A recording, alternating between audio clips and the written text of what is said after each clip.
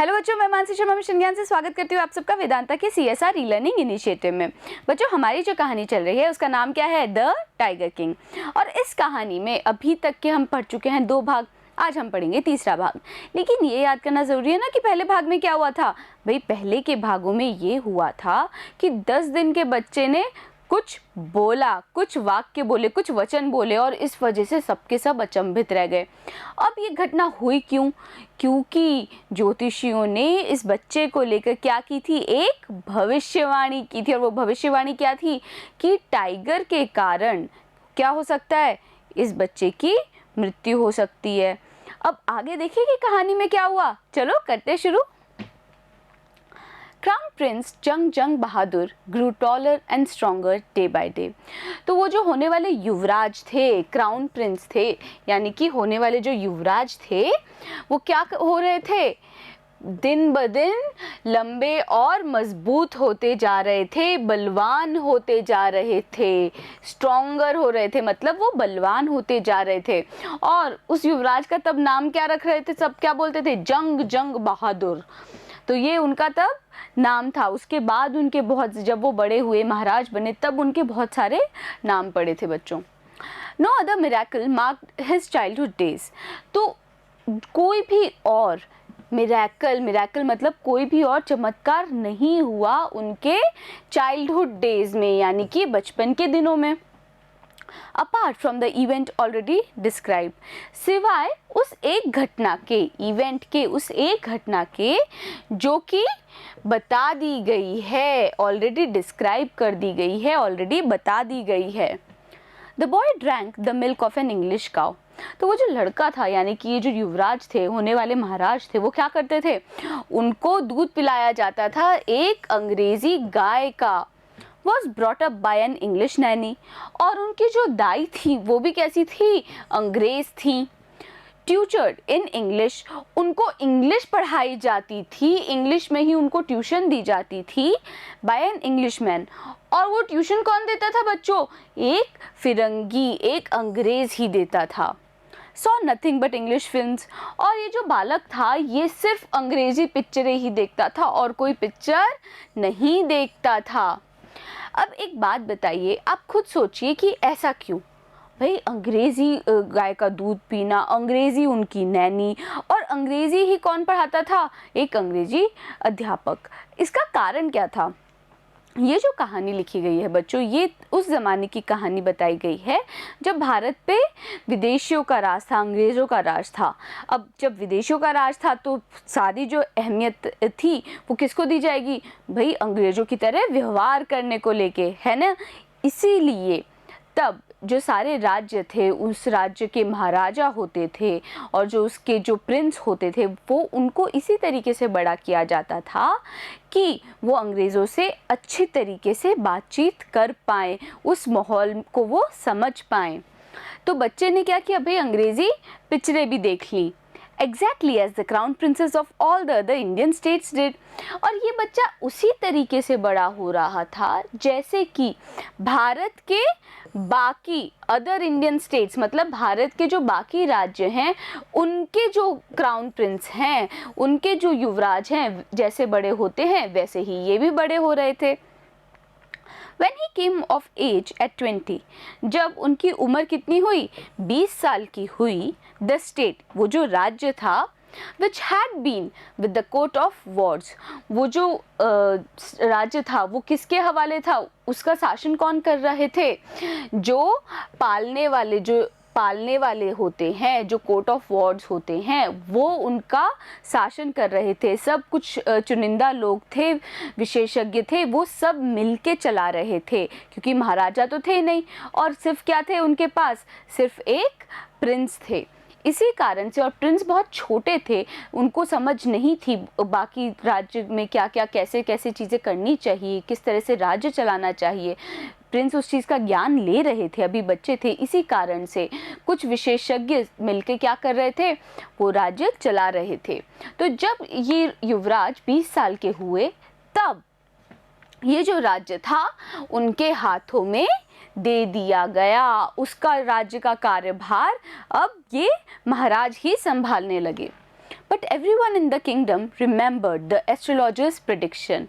लेकिन सभी लोग, कौन, किंगडम के अंदर, किंगडम यानी कि उस पूरे राज्य के अंदर, उस पूरे राज्य के अंदर सभी लोगों को याद था, रिमेंबर था, वो याद था किस चीज़ का, एस्ट्रोलॉजर की प्रिडिक्शन का। प्रिडिक्शन यानी कि भविष्यवाणी का। उस राज्य में मौजूद सब लोगों को याद था कि उस ज्योतिषी ने क्या भविष्यवाणी की थी। मैंने continued to discuss the matter, और बहुत सारे लोग थे, वो क्या कर रहे थे, अभी भी इस बारे में बातचीत कर रहे थे, डिस्कस कर रहे थे, यानी कि बातचीत कर रहे थे।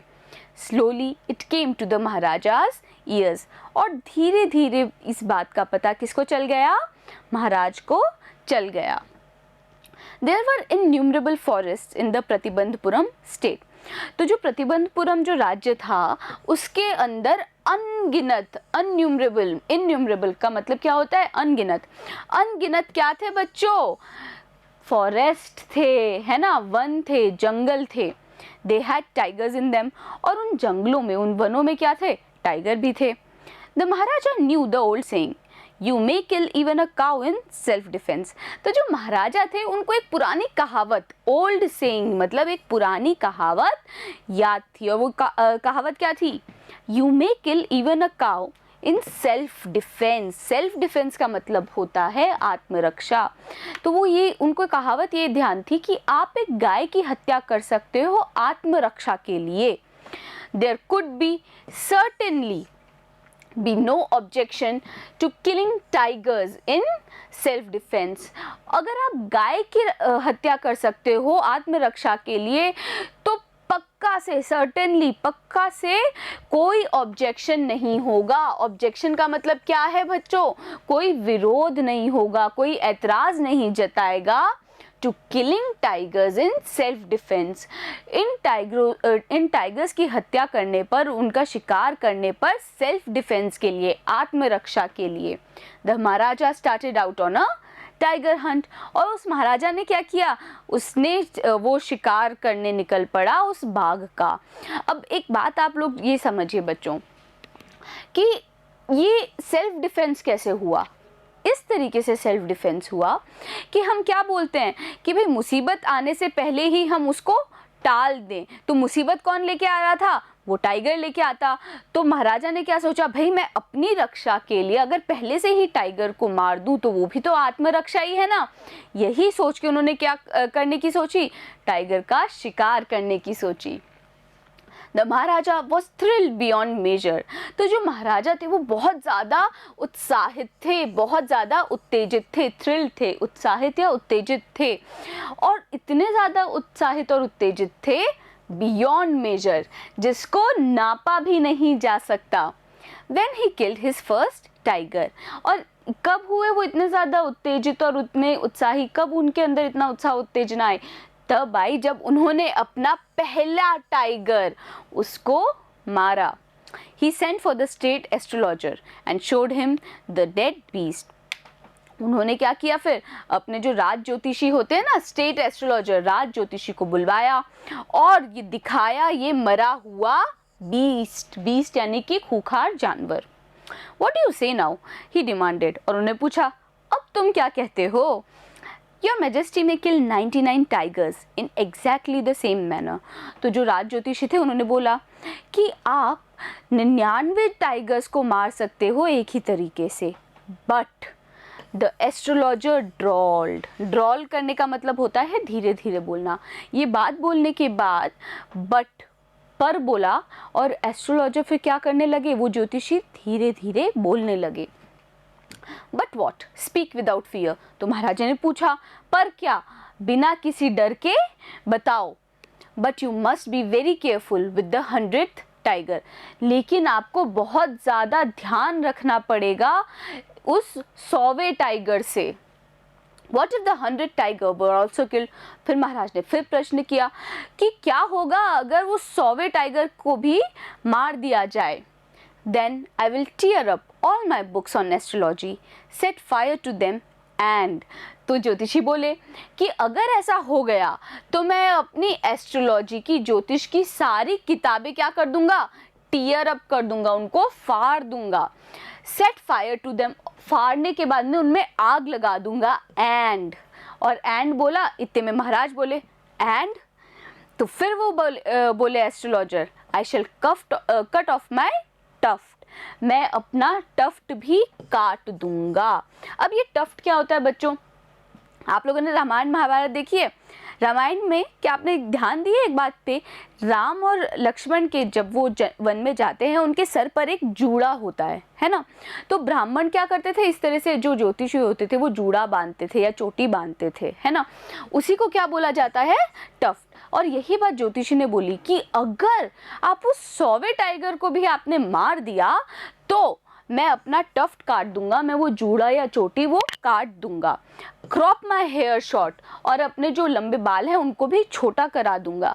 एंड बिकम, और बन जाऊंगा इंश्योरेंस एजेंट, बीमा एजेंट बन जाऊंगा। The astrologer finished on an incoherent note, और ये बात बोलते हुए एस्ट्रोलॉजर ने अपनी बात खत्म कर दी।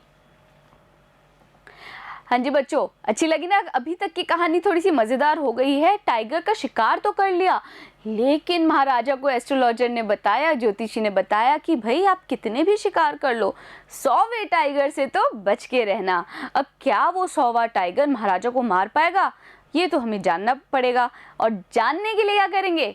जानने के लिए हम देखेंगे इसी वीडियो का अगला भाग। बने रहिएगा मेरे साथ, मिलते हैं अगले वीडियो में।